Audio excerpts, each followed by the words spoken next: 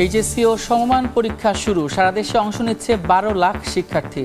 কেন্দ্রের বাইরে অভিভাবকদের ভিড়। করোনা সংক্রমণ ঠেকাতে বিশেষ নির্দেশনা। জাতীয় নির্বাচনে অনিয়মের মামলায় আজ আদালতে তোলা হবে সাবেক সিইসি কাজী হাবিবুল আউয়ালকে। জিজ্ঞাসাবাদের জন্য রিমান্ড চাইবে পুলিশ। সব ধরনের চালের তো দাম বাড়ছে, খাবো এখন আমরা কোনটা? জবাবদিহি করতে হয় না কারো কাছে, যে জন্য এইভাবে বাড়তি নিতে পারতেছি। ভরা মৌসুমেও চাল নিয়ে চালবাজি। কেজিতে দাম বেড়েছে 3 থেকে 8 টাকা। মিলার সিন্ডিকেটে জিম্মি ভোক্তা। মজুতদারদের বিরুদ্ধে ব্যবস্থা নেওয়ার হুঁশিয়ারি ভোক্তার ডিজির। এবং ইসরায়েলের সঙ্গে যুদ্ধবিরতির পর আবারও আলোচনায় বসছে ইরান যুক্তরাষ্ট্র। পারমাণবিক কেন্দ্র ধ্বংসের দাবি মার্কিন গোয়েন্দা প্রধানের। ক্ষয়ক্ষতির কথা স্বীকার তেহরানের।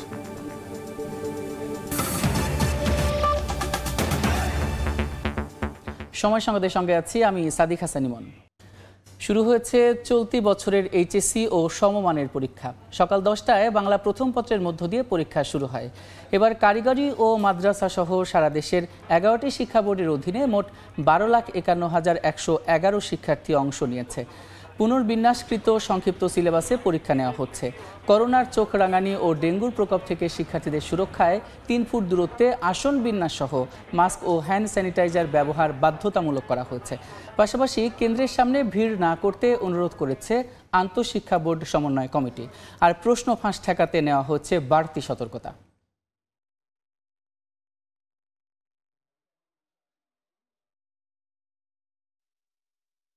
প্রিপারেশন আলহামদুলিল্লাহ ভালো। কোশ্চেন যদি ইজি হয় তাহলে আমাদের লিখতে সুবিধা হবে। আমাদেরকে স্বাস্থ্যবিধি মানে যথাযথভাবে মাস্ক পরিধান করে পরীক্ষা দেওয়ার কথা বলা হয়েছে। আমরা তাই মেনে পরীক্ষা দেওয়ার চেষ্টা করছি। বলা যাচ্ছে না আসলে এক্সাম দেওয়ার পর বলা যাবে কেমন হয়েছে আর কি এক্সাম।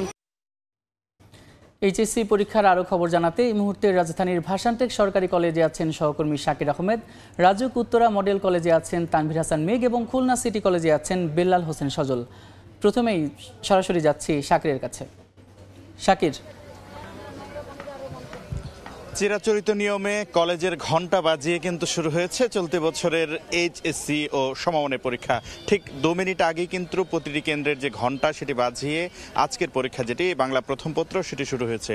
এবার 11টি শিক্ষা বোর্ডের অধীনে সারা দেশের 12,51,111 জন পরীক্ষার্থী কিন্তু পরীক্ষায় বসছেন।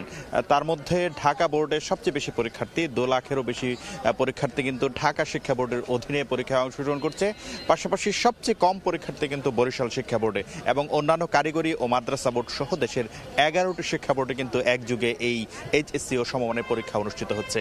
যদি একটু জানিয়ে রাখতে চাই, কোভিডের সংক্রমণের পর থেকে যে সংক্ষিপ্ত এবং পুনর্বিন্যাসকৃত সিলেবাসের যে ধারা শুরু হয়েছিল সেটি কিন্তু এবছর পর্যন্ত অব্যাহত আছে। অর্থাৎ চলতি যে পরীক্ষাটি হচ্ছে সেটি কিন্তু সংক্ষিপ্ত সিলেবাসে পুনর্বিন্যাসকৃত সিলেবাসই হচ্ছে। পাশাপাশি সব বিষয়ে পরীক্ষা অনুষ্ঠিত হবে এবং পূর্ণ নম্বর এবং পূর্ণ সময় যেটি 3 ঘন্টা, সেই 3 ঘন্টার পরীক্ষা অনুষ্ঠিত হবে। পাশাপাশি আরেকটি বিষয় জানিয়ে রাখি যে কোভিডের যে ঊর্ধ্বগতি, পাশাপাশি ডেঙ্গুর যে প্রবণতা সেটি থেকে রক্ষায় কিন্তু প্রতিটি কেন্দ্র প্রধানকে নির্দেশনা দেওয়া হয়েছে। পাশাপাশি শিক্ষার্থীরা যেন স্বাস্থ্যবিধি মেনে অর্থাৎ মাস্ক পরিধান করে হ্যান্ড স্যানিটাইজেশন যেটি রয়েছে সেই প্রক্রিয়াটি সম্পন্ন করে যেন শিক্ষার্থীরা কেন্দ্রে প্রবেশ করেন সেজন্য কিন্তু জোর দেওয়া হয়েছে।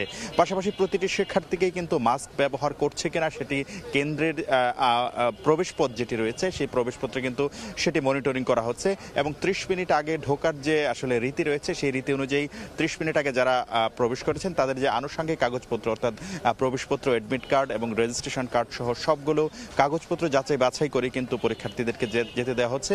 কোনো ধরনের ইলেকট্রনিক ডিভাইস যারা বহন করছেন সেটি কিন্তু কেন্দ্রের সেই মূল ফটকে আটকে দেওয়া হচ্ছে, অর্থাৎ ইলেকট্রনিক ডিভাইস সহ তাদেরকে পরীক্ষায় প্রবেশ করতে দেওয়া হচ্ছে না। এবং আরেকটি বিষয় এবার বলে রাখতে চাই যে শুধু এই ঢাকা নয়, ঢাকার আশেপাশেও একইভাবে কিন্তু পরীক্ষা অনুষ্ঠিত হচ্ছে এবং 33 দফা নির্দেশনা কিন্তু এবার নতুন করে দেওয়া হয়েছে শিক্ষার্থীদের প্রতি। তার মধ্যে অভিভাবকরা যেন কেন্দ্রের আশেপাশে ভিড় না করেন সেই নির্দেশনাও কিন্তু আছে। আমাদের পরীক্ষা অন্য কেন্দ্রগুলোর খবর জানবো, চলে যেতে চাই রাজধানীর উত্তরার রাজুক মডেল স্কুল অ্যান্ড কলেজে। সেখানে আছেন সহকর্মী তানভীর হাসান মেঘ। 2025 এইচএসসি যে পরীক্ষা সেই পরীক্ষা কিন্তু কিছুক্ষণ আগেই শুরু হয়ে গেছে। আমরা এই মুহূর্তে আছি রাজুক উত্তরা মডেল কলেজে এবং এই কেন্দ্রে মূলত এবার 8টি কলেজের যে শিক্ষার্থীরা রয়েছে তারা মূলত এখানে অংশগ্রহণ করেছেন এবং আমরা সকাল থেকেই দেখেছি যে যেমনটা দিক নির্দেশনা ছিল, অর্থাৎ কেন্দ্রে 1 ঘন্টা আগে আসার কথা ছিল, ঠিক 1 ঘন্টার পূর্বেই কিন্তু আমরা দেখছিলাম যে শিক্ষার্থীরা কিন্তু কেন্দ্রে আসতে শুরু করেছিল এবং তারা ঠিক যে 1 ঘন্টা আগে কিন্তু তারা যে কেন্দ্র রয়েছে সেই কেন্দ্রে কিন্তু প্রবেশ করেছেন। এবং একটু জানিয়ে রাখতে চাই যে মূলত এই যে যেমনটা বলছিলাম যে রাজুক উত্তরা মডেল কলেজে সর্বমোট যে 8টি কলেজের শিক্ষার্থীরা এখানে অংশগ্রহণ করেছেন, তার মধ্যে ঢাকা উইমেন কলেজ এবং Kanchkura college, holy child college, CSD college, Uttara high school and college, Uttara ক্রিডেন্সেন্স কলেজ এবং আকিস ফাউন্ডেশন কলেজ কিন্তু কলেজের শিক্ষার্থীরা এখানে অংশগ্রহণ করেছেন। ঠিক 10টার দিকে পরীক্ষা শুরু হওয়ার কথা ছিল, 10টার পূর্বেই কিন্তু আমরা দেখেছি যে হলের যে সকল শিক্ষার্থীরা রয়েছে তাদেরকে লিখিত যে খাতা সেই খাতা কিন্তু তাদেরকে দিয়ে দেওয়া হয়েছে এবং 10টা কিছুক্ষণ পরেই কিন্তু যে প্রশ্নপত্র রয়েছে অর্থাৎ সৃজনশীল যে লিখিত প্রশ্ন সেই প্রশ্ন তাদের হাতে দেওয়া হয়েছে এবং আমরা দেখছি যে এই কেন্দ্রের সামনে ঠিক গেটের সামনে কিন্তু অবস্থান করছেন এখানকার শিক্ষার্থীদের যে অভিভাবক, সেই অভিভাবকরা এখানে অবস্থান করছেন এবং কেন্দ্রে প্রবেশ করার সময় প্রত্যেক শিক্ষার্থীকে এখানকার যে রাজুক উত্তরা মডেল কলেজ কর্তৃপক্ষ রয়েছে তাদের কর্মকর্তারা যারা ছিলেন তারা মূলত এখানে আমরা দেখছি যে হ্যান্ড স্যানিটাইজার এবং যে মাস্ক, সেই মাস্ক পরিধান করেই তারা মূলত যে কেন্দ্রে প্রবেশ করেছেন এবং সেই সঙ্গে এই যে রাজুক উত্তরা মডেল কলেজ রয়েছে সেই মডেল কলেজে এবার কিন্তু সর্বমোট প্রায় 2000-এর মতো শিক্ষার্থী এখানে অংশগ্রহণ করেছেন এবং অন্যদিকে প্রতিবন্ধীদের জন্য মোট 7 জন পরীক্ষার্থী কিন্তু এখানে অংশ নিয়েছেন এবং তাদের জন্য যে সুবিধা সেই সুবিধাও তাদের এখানে রাখা হয়েছে। তো এখানকার ঢাকার রাজুক উত্তরা মডেল কলেজ থেকে ছিল আমার কাছে এই পর্যন্ত। আমরা একটু খুলনায় যেতে চাই, সেখানে আমাদের আরেক সহকর্মী আছেন, সেখান থেকে বিস্তারিত জানাবেন। শুরু হয়ে গেছে, ভিতরে যারা পরীক্ষার্থী রয়েছেন তারা কিন্তু পরীক্ষা দিচ্ছেন এবং বাহিরে উৎকণ্ঠা নিয়ে কিন্তু অভিভাবকরা দাঁড়িয়ে আছেন তাদের সন্তানের জন্য। আমরা দেখতে পাচ্ছি অনেকেই ছায়ায় দাঁড়িয়ে আছেন, রোদে দাঁড়িয়ে আছেন, সন্তানের জন্য কিন্তু প্রার্থনা করছেন। আপনাদের একটু বলে রাখি, খুলনা যেহেতু যশোর বোর্ডের অধীনে, যশোর বোর্ডে কিন্তু এবার 1,16,317 জন পরীক্ষার্থী এইচএসসি পরীক্ষা দিচ্ছেন এবং এর মধ্যে খুলনা জেলার কথা যদি একটু বলি, খুলনা জেলায় সর্বমোট 28,063 জন এইচএসসি এবং সমমানের যে পরীক্ষা সেটিতে কিন্তু অংশগ্রহণ করেছে, যার মধ্যে খুলনা জেলায় এইচএসসি পরীক্ষার্থীর সংখ্যা 23,408 জন এবং আলিম পরীক্ষার্থী রয়েছে 1,214 জন এবং ভোকেশনাল এবং বিএমটির পরীক্ষার্থী রয়েছে 3,441 জন। এবং এইচএসসি পরীক্ষাকে কেন্দ্র করে আমরা দেখেছি পুলিশের পক্ষ থেকে, আইন শৃঙ্খলা বাহিনীর পক্ষ থেকে বিভিন্ন নির্দেশনা দেওয়া হয়েছে, যেমন একদিকে, অপরদিকে কিন্তু স্বাস্থ্যবিধির মানার ক্ষেত্রেও কিন্তু বিভিন্ন নির্দেশনা দেওয়া হচ্ছে। আমরা দেখেছি যারা পরীক্ষা হলে প্রবেশ করছেন সকলকেই কিন্তু কলেজের পক্ষ থেকে বা কেন্দ্রের পক্ষ থেকে মাস্ক বিতরণ করা হয়েছে, পাশাপাশি হ্যান্ড স্যানিটাইজার দিয়েও কিন্তু তাদেরকে দেওয়া হয়েছে এবং পাশাপাশি আমরা দেখতে পাচ্ছি যে সকল ধরনের যে নির্দেশনা সেটি কিন্তু মানা হচ্ছে। পাশাপাশি আইন শৃঙ্খলা বাহিনীর পক্ষ থেকে কিন্তু সুষ্ঠুভাবে পরীক্ষা সম্পন্ন হয় তার জন্য বিভিন্ন নির্দেশনা দেওয়া হয়েছে। এই ছিল আমার কাছে খুলনা থেকে যে এইচএসসি পরীক্ষার্থীর সব শেষ খবর। সকাল 10টায় এইচএসসি এবং সমমানের পরীক্ষা শুরু হয়েছে। ঢাকা এবং ঢাকার বাইরের বিভিন্ন কেন্দ্র থেকে যুক্ত হয়ে সহকর্মীরা সে খবরাখবরই জানাচ্ছিলেন। জাতীয় নির্বাচনী অনিয়মের মামলায় গ্রেফতার সাবেক সিইসি কাজী হাবিবুল আওয়ালকে আজ আদালতে তোলা হবে। এই মুহূর্তে ঢাকার সিএমএম আদালতে আছেন সহকর্মী আসিফ মোহাম্মদ সিয়াম। বিস্তারিত জানতে সরাসরি যাচ্ছি তার কাছে। সিয়াম, সাবেক নির্বাচন কমিশনার কাজী হাবিবুল আওয়ালকে আজ ঢাকার সিএমএম আদালতে নিয়ে আসার কথা রয়েছে, কিন্তু আমরা এই মামলার যিনি তদন্ত কর্মকর্তা তার সাথে কিছুক্ষণ আগে আমাদের যোগাযোগ হয়েছে। তিনি জানিয়েছেন যে মামলার নথিপত্র এখন পর্যন্ত তারা প্রস্তুত করতে পারেননি, ফলে আমরা নিশ্চিত হয়ে বলতে পারছি না ঠিক কখন তাকে আদালতে আনা হবে। কিন্তু এই মামলার এর আগে আরেকজন গুরুত্বপূর্ণ আসামি সাবেক নির্বাচন কমিশনার কে এম নুরুল হুদার রোববার সময় আমরা দেখেছি যে তার 10 দিনের রিমান্ড আবেদন করেছিলেন তদন্ত কর্মকর্তা। কাজেই আমরা ধারণা করতে পারছি যে কাজী হাবিবুল আওয়ালের ক্ষেত্রেও আজ রিমান্ড শুনানি হওয়ার সম্ভাবনা রয়েছে। তো গেল রোববার বিএনপি নির্বাহী কমিটির সদস্য সালাউদ্দিন খানের নেতৃত্বে বিএনপি ঢাকা শেরেবাংলা নগরে একটি মামলা দায়ের করেন, যে মামলাতে তারা অভিযোগ করেন যে 2018-24 এবং অর্থাৎ দশম, একাদশ, দ্বাদশ নির্বাচনে প্রহসন এবং অনিয়মের অভিযোগে তারা সাবেক প্রধানমন্ত্রী শেখ হাসিনা সহ 3 নির্বাচন কমিশনের বিরুদ্ধে তারা মামলাটি দায়ের করে এবং এই মামলার পরপরই আমরা দেখতে পেয়েছি যে এই নির্বাচন ইতিমধ্যে 2 জন নির্বাচন কমিশনারকে পর্যন্ত ডিবি গ্রেফতার করেছে। তো এখন পর্যন্ত সিএমএম আদালত থেকে এই ছিল আমার কাছে সর্বশেষ। ঢাকার সিএমএম আদালত থেকে যুক্ত ছিলেন সহকর্মী সিয়াম। 2 সপ্তাহ ধরে ভোক্তাকে বেশি দামে চাল কিনতে হলেও এর যৌক্তিক কারণ খুঁজে পাচ্ছে না খোদ বিক্রেতারাও।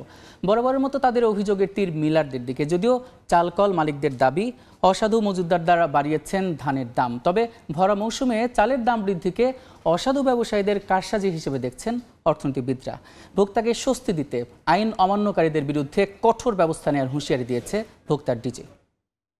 চালের তো দাম বাড়ছে, খাবো এখন আমরা কোনটা? ঈদ পার করে এসেই এরকম একটা ধাক্কা জবাবদিহি করতে হয় না কারো কাছে, যে জন্য এইভাবে বাড়তি নিতে পারতেছি। ক্রেতাদের এমন আক্ষেপের কারণ ভরা মৌসুমে খুচরা বাজারে হঠাৎ করে বাড়তি দামে কিনতে হচ্ছে চাল।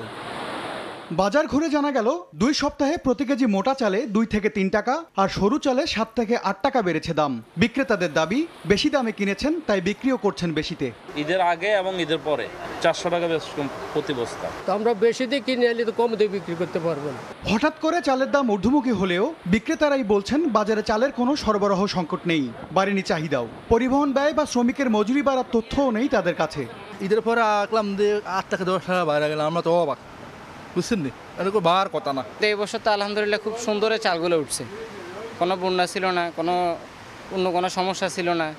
তো ওই দিক থেকে এখন বাড়ার কারণ কি? ঠিক কত টাকা খরচ বেড়েছে সেই তথ্য বিক্রেতারা জানাতে না পারলেও কেজিতে 8 টাকা পর্যন্ত বেশি দামে কেন চাল কিনতে হচ্ছে ভোক্তাকে, এমন প্রশ্নের উত্তরে মিল মালিকদের দাবি হঠাৎ করে ধানের দাম বৃদ্ধির মাসুল গুনতে হচ্ছে চালের বাজারের ভোক্তাদের। স্টক বিজনেসের নাম করে বিভিন্ন পেশার মানুষ, শুধু ধানের কথা বলবো না, ধান, গম, সরিষা, ভুট্টা কিনে রেখে দিচ্ছে। তাতে বাজার ব্যবস্থাপনার যে একটা চেইন থাকে, এটা মিলারদের কাছে আর থাকে না। আমরা তাদের কাছ থেকে ধান কিনতে বাধ্য হচ্ছি।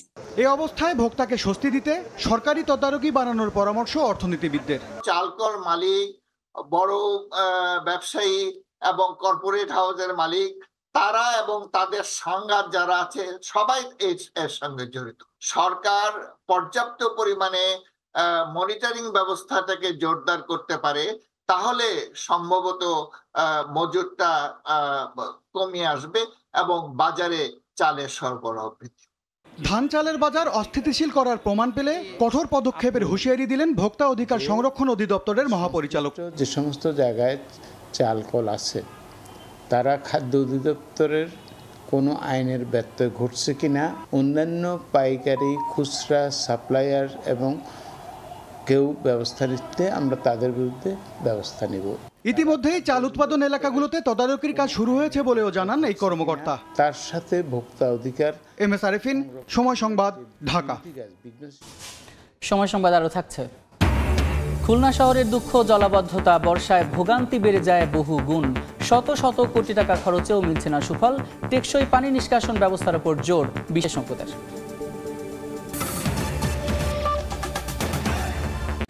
যশোরে সড়ক দুর্ঘটনায় 2 জনের মৃত্যু হয়েছে, আহত হয়েছেন আরও 2 জন।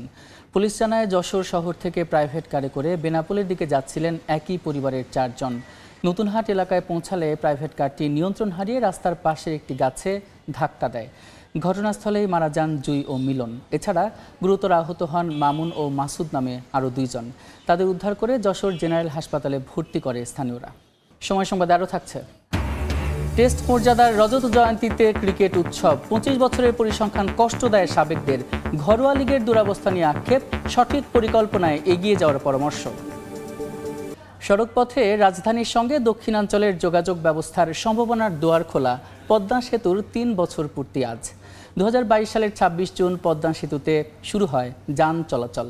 এরপর 3 বছরে টোল আদায় হয়েছে 2,500 কোটি টাকার বেশি। যান পারাপার হয়েছে 1,94,71,692টি। নাসিরউদ্দিন উজ্জ্বলের রিপোর্ট, ছবি তুলেছেন আবু সাইদ। পদ্মা সেতু, উপরে সড়কপথ আর নিচ দিয়ে ছুটছে ট্রেন। উত্তাল নদী পারাপারে ভোগান্তি থেকে শুধুই মুক্তিই দেয়নি এই সেতু, পাল্টে দিয়েছে দক্ষিণের আর্থসামাজিক অবস্থাও। 2022 সালের 25 জুন চালু হয় পদ্মা সেতু। এরপর 2023 সালের 10 অক্টোবর সেতু ব্যবহার করে উদ্বোধন করা হয় ঢাকা ভাঙা নতুন রেলপথ। 2024 সালের 24 ডিসেম্বর সেতু দিয়ে ভাঙা থেকে নতুন পথে নড়াইল ও যশোর হয়ে খুলনা পর্যন্ত সরাসরি ট্রেন চলাচল শুরু হয়। এর আগে 2022 সালের ডিসেম্বরে পদ্মা সেতু প্রকল্পের আওতায় নির্মাণ করা খুঁটি ব্যবহার করে জাতীয় গ্রিডে যুক্ত করা হয় পায়রা ও রামপালের বিদ্যুৎ। 36 ঘন্টার প্রস্তুতি নিয়ে ঢাকাতে আসতে হতো, এখন বাসায় যাবো বা আসবো মানে 3 ঘন্টার প্রস্তুতি নিলেই হয়ে যায়। ফেরিতে যাইতাম, অনেক ভোগান্তি ভুগতে হইতো, কিন্তু পদ্মা সেতুর কারণে আমরা সেই ভোগান্তিটা আর হচ্ছে না আমাদের। কর্তৃপক্ষ বলছে প্রতি বছরই টোল আদায় বাড়ছে। 3টা বছর আমরা কোনো নির্বিঘ্নে বড় হ্যাসেল ছাড়া পার করতে পারতেছি। আশা করি এবারটা যদি পার করতে পারি তাহলে আমাদের জন্য আনন্দদায়ক বিষয় হবে আর কি। সরকারকে আমরা প্রতি 3 মাস পর পর কিস্তি আকারে বছরে এই পুরো টাকাই কিন্তু পরিশোধ করি। পদ্মা সেতু চালুর 3 বছরে পারাপার হয়েছে 1,94,71,692টি যানবাহন। 3 বছরে পদ্মা সেতুর টোল আদায় প্রায় 2,500 কোটি টাকা। নাসিরউদ্দিন উজ্জ্বল, সময় সংবাদ, মুন্সিগঞ্জ। বাংলাদেশ নৌবাহিনীর বহরে যুক্ত হচ্ছে নতুন 3টি ড্রাইভিং বোট পানকৌড়ি, গাংচিল ও মাছরাঙা। জাহাজগুলোর কমিশনিং করবেন নৌবাহিনীর প্রধান অ্যাডমিরাল এম নাজমুল হাসান। এই মুহূর্তে যশোরের নেভাল জেটিতে আছেন রিপোর্টার আব্দুল্লাহ আল মামুন রুবেল। সরাসরি যাচ্ছে তার কাছে। রুবেল, বাংলাদেশ নৌবাহিনীর নৌবহরে যুক্ত হয়েছে আরো 3টি অত্যাধুনিক ডাইভিং বোট।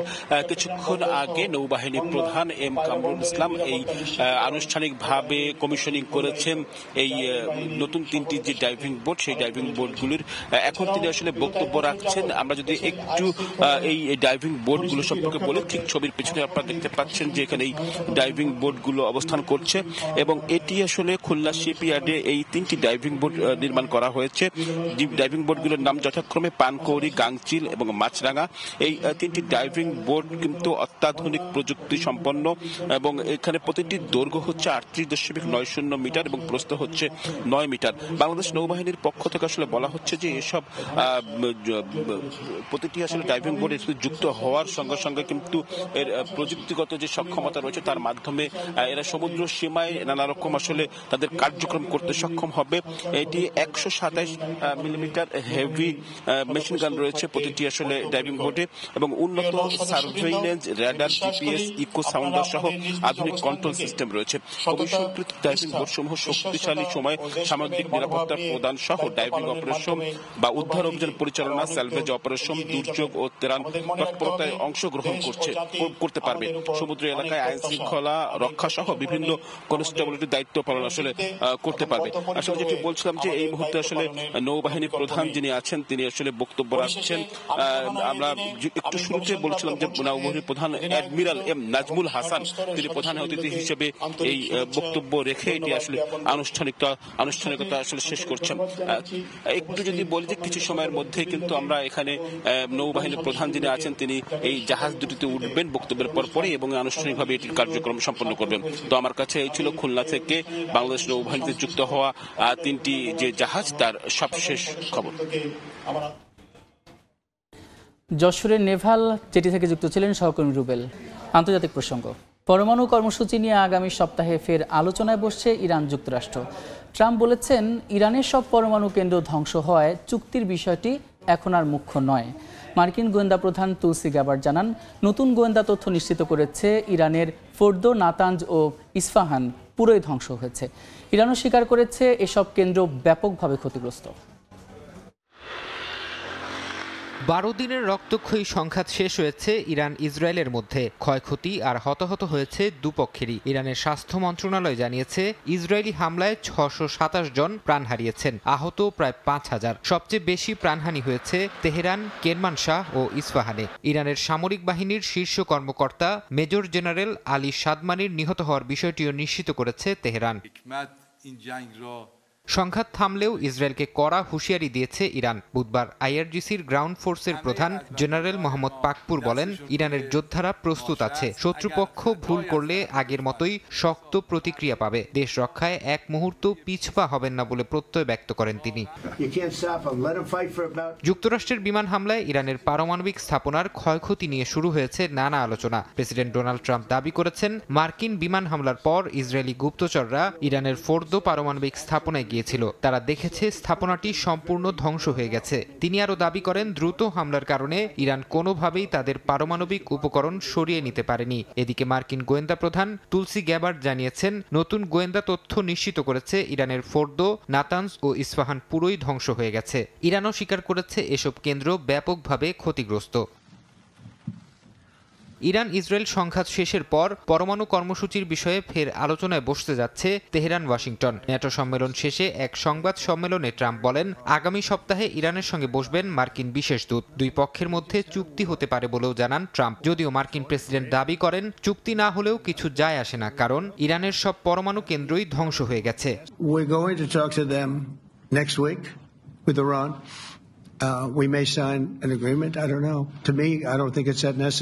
এদিকে ইসরায়েলি প্রধানমন্ত্রী বিনিয়ামিন নেতানিয়াহু বলেছেন, ইরানে হামলার জন্য যুক্তরাষ্ট্রকে ইসরায়েলের চাপ দেওয়ার অভিযোগ পুরোপুরি ভিত্তিহীন। তিনি দাবি করেন, প্রেসিডেন্ট ট্রাম্প নিজ সিদ্ধান্তেই ইরানের পারমাণবিক স্থাপনায় হামলা চালিয়েছেন, যা যুক্তরাষ্ট্রের জাতীয় স্বার্থ থেকেই এসেছে। ফরহাদ চৌধুরী, সময় সংবাদ। শ্রীলঙ্কা বাংলাদেশ সিরিজ প্রসঙ্গ। কলম্বোতে সিরিজের শেষ টেস্টে দ্বিতীয় দিনের মতো ব্যাট করছে বাংলাদেশ। শেষ খবর পর্যন্ত টাইগারদের সংগ্রহ 9 উইকেটে 235 রান। এই মুহূর্তে সিংহলিজ স্পোর্টস ক্লাব মাঠে আছেন রিপোর্টার তারেক হাসান শিমুল। ম্যাচের সবশেষ খবর জানাতে সরাসরি যাচ্ছি তার কাছে। শিমুল, এখন পর্যন্ত জমা করতে পেরেছে বাংলাদেশ দল তাদের স্কোরবোর্ডে। দ্বিতীয় দিনের সকালে এসে কিন্তু এবাদত ফিরে গেছেন। স্বাভাবিকভাবেই লোয়ার অর্ডারে এই বোলারদের কাছ থেকে খুব বেশি প্রত্যাশা থাকে না। তারা যে রানটা স্কোরবোর্ডে যোগ করতে পারবে সেটা আসলে বোনাসই বলতে হবে। তাইজুল ইসলাম রয়েছেন, তিনি আসলে স্বীকৃত ব্যাটসম্যানদের পরে বলা যায় যে ভালো ব্যাট চালাতে পারেন বোলারদের মাঝে। তার উপর একটা দায়িত্ব এক পাশ থেকে তিনি খেলছেন নাহিদ রানাকে নিয়ে। যদি বলি যে ব্যাটিংয়ের বিষয়টি বাংলাদেশ দলের শুরু থেকে আসলে গতকালকে যেমনটা হয়েছে, সেট হয়ে হয়ে অনেক ব্যাটসম্যান আউট হয়ে গেছেন, যে জিনিসটা আসলে বিপাকে ফেলেছে। গতকালকে দিনের শেষে কথা বলতে এসেছিলেন বাংলাদেশ দল থেকে সাদমান ইসলাম। তিনি বলছিলেন যে দিনটা তাদের ছিল না, তারা দ্বিতীয় ইনিংসে কামব্যাক করবেন। সেই প্রত্যাশা তো অবশ্যই আছে, তবে এই সকালের যে কটা রান যোগ করতে পারছেন তাইজুল, সেই রানগুলোর পরে কিন্তু বাংলাদেশ দলের সবচেয়ে বড় দায়িত্বটা থাকবে এই বোলারদের উপরই।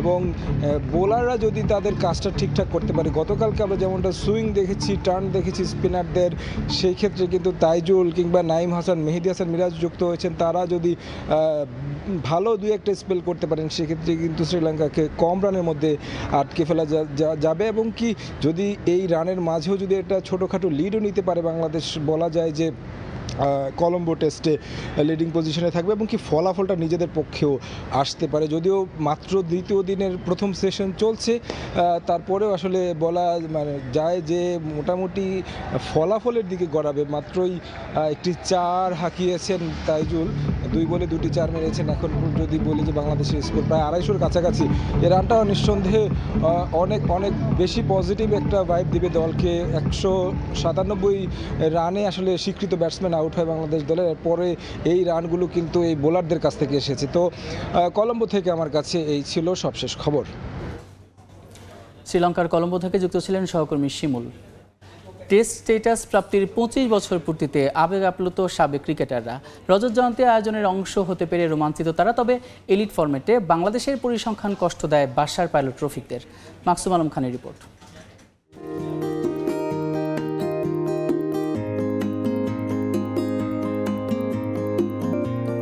সাদা পোশাকে আন্তর্জাতিক ক্রিকেটে 25 বছরের পথ চলা, 2 যুগেরও বেশি সময়ে কয় ধাপ ওপরে উঠল টেস্ট দল। বেশ ধুমধাম করে রজত জয়ন্তী পালন হচ্ছে, যা প্রশংসনীয় উদ্যোগ। কিন্তু মূল যে বিষয়গুলো, অর্থাৎ পারফরমেন্সে উন্নতি কিংবা টেস্ট ক্রিকেট কাঠামোকে শক্তিশালী করা, এগুলো নিয়ে ভাবনা আসলে কতটুকু? টেস্ট স্ট্যাটাস প্রাপ্তির রজত জয়ন্তীর আনন্দ আয়োজনের মাঝে একটা পরিসংখ্যান মনে করিয়ে দেয়া যাক। 25 বছরে জেতা হয়নি 25টা ম্যাচও। এলিট ফরম্যাটে পুয়ার রেজাল্ট কার্ড। 25 বছরে কি এখন আমরা টেস্ট ম্যাচে শিক্ষা নিতে পারি নাই? 3 ভাগেরই আপনি জিতছেন আপনার জিম্বাবুয়ের সাথে, অবভিয়াসলি চিটাগাং আফগানিস্তানের সাথে। সবচেয়ে লোয়েস্ট পয়েন্ট যদি বলেন টেস্ট ক্রিকেটে ইন্ডিয়ার সাথে হারলাম 2 দিনের খেলা, এবং একটা সময় ইন্ডিয়ানরা 8-9 রান করে আমাদের টার্গেট দিয়ে আবার হারিয়ে দিয়েছে। ওই টেস্ট ম্যাচটা আসলে আমি একদম ভুলে যেতে চাই। আমাদের কাছে এটা স্বপ্নের মতো ছিল প্রথম টেস্ট ম্যাচ। তখন এরকম টাকাও ছিল না, এখন টাকা অনেক, কিন্তু ক্রিকেটের মানটা অনেক নিচে নেমেছে। টেস্ট ক্রিকেটে আমরা আরও কনসিস্টেন্ট হওয়া উচিত ছিল, সেই হতাশাটা তো একটু আছে। আমরা কি করে ভবিষ্যৎ খেলোয়াড় বানাবো, কোনো জায়গায় লিগ হয় না, কোনো জায়গায় কোয়ালিফিকেশন, মানে সব ধরনের সব জায়গায় ফ্যাসিলিটিসগুলোর অভাব তৈরি করে রেখে দিয়েছি, মাঠ নাই। বোলিং অ্যাবিলিটি আমি বেড়েছে, তখন সাথে সাথে ব্যাটিংটাও আসলে অত ভালো হয়নি। যাদের হাত ধরে শুরুটা হয়েছিল তাদেরই হতাশার শেষ নেই, তবে এত কিছুর পরও আশা ছাড়ছেন না তারা। এই মুহূর্তে আমাদের প্রয়োজন যে ক্রিকেটটা ছড়িয়ে দেওয়া সারা বাংলাদেশের জন্য একই সুযোগ সুবিধা আমরা মেক শিওর করতে পারি। 1 থেকে 3, 4, 5-এর মধ্যে একটা ভালো টেস্ট প্লেইং কান্ট্রি হতে পারতো। ইন্ডিয়া টিম বা অস্ট্রেলিয়া টিম বা ইংল্যান্ড টিম যেভাবে খেলছে, ঠিক তারই কাছাকাছি সমতুল্য একটা টিম হতে পারতো। এই মেধাটা কিন্তু বাংলাদেশ টিমের ম্যাক্সিমাম খেলোয়াড়দের মধ্যে আছে। দেশে ক্রিকেটটা ডেভেলপ হোক, আমরা চাই না যে কেনিয়ার মতন আমাদের দেশে ক্রিকেটটা হোক। দেশকে টেস্ট স্ট্যাটাস উপহার দেয়া এই সেনানীদের পরামর্শ নিয়ে কার্যকর পদক্ষেপ নেবে বিসিবি। রজত জয়ন্তী উদযাপনের মুহূর্তে এটাই আশা ক্রিকেট প্রেমীদের, নইলে যে এই প্রবাদই সত্য হবে, আগে পাছে লণ্ঠন, কাজের বেলায় ঠনঠন। মাকসুম আলম খান, সময় সংবাদ, ঢাকা। সময় সংবাদের শীর্ষ সংবাদগুলো জানিয়ে দিচ্ছে আরেকবার। এইচএসসি ও সমমান পরীক্ষা শুরু, সারা দেশে 12 লাখ শিক্ষার্থীর অংশগ্রহণ। করোনা সংক্রমণ ঠেকাতে বিশেষ নির্দেশনা, প্রশ্ন ফাঁস ঠেকাতে কঠোর শিক্ষা বোর্ড। জাতীয় নির্বাচনে অনিয়মের মামলায় আজ আদালতে তোলা হবে সাবেক সিইসি কাজী হাবিবুল আউয়ালকে, জিজ্ঞাসাবাদের জন্য রিমান্ড চাইবে পুলিশ।